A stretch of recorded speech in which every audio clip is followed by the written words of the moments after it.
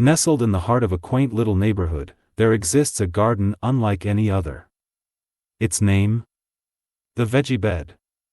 The mere mention of it sends ripples of curiosity through the community, for it is whispered that this patch of earth holds secrets beyond imagination.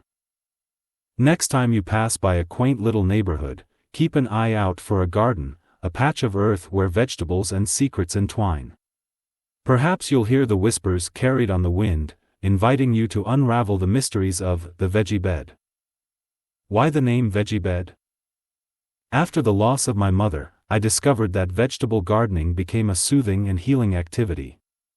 Planting seeds, tending to their growth, and seeing their transformation provided me with a profound sense of purpose and accomplishment.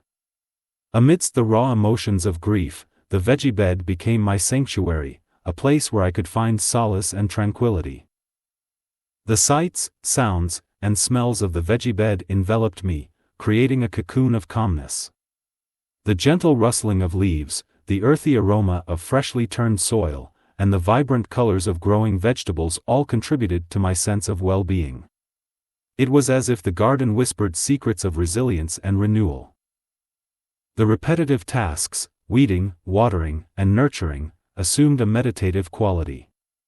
Each stroke of the trowel became a moment of mindfulness, allowing me to focus my mind away from distressing thoughts. In those quiet hours, I found solace in the rhythm of growth and decay. But why the name Veggie-Bed? It holds a deeper significance. Using an old brass bedpost that once belonged to my mother, I fashioned a memorial garden.